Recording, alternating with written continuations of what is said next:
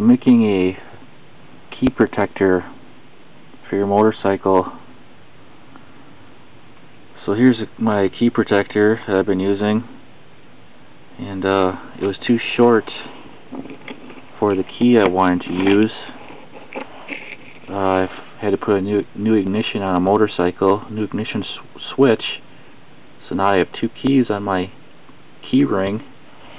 Here's the key, the original key.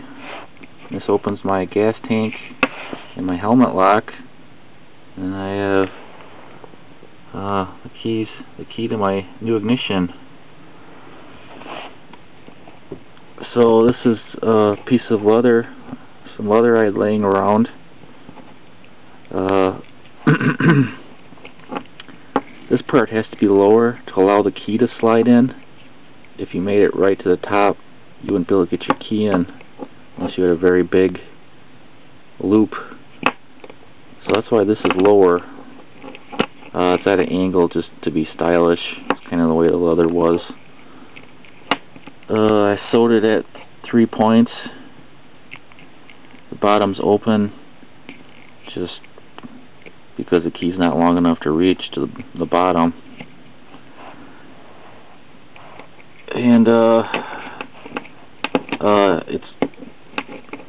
I tried mounting points on this other key holder, and this top corner is the best place for the key, or the key loop.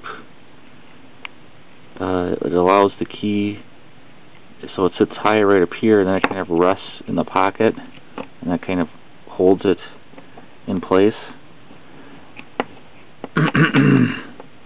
I rode around with this rubber hose on the key, hoping it wouldn't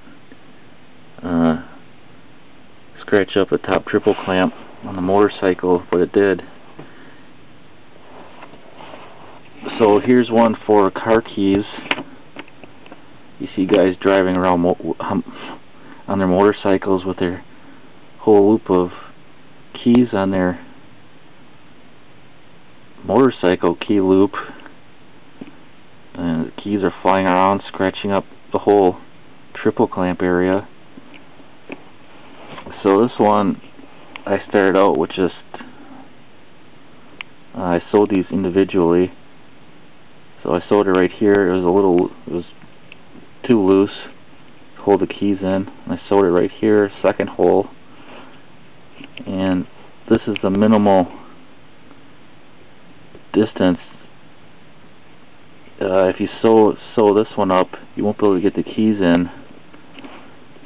So having the loop mounted up high,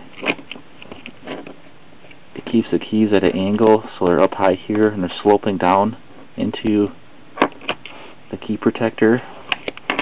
I mounted it right here and right here, and this was the best spot. So they can still come out. You could put a rubber band on here. You wrap it around there and tighten her up. So those are my homemade motorcycle key protectors. So the dimensions they're both the same. It's just one's running this way and one's running that way. So the dimensions of this one are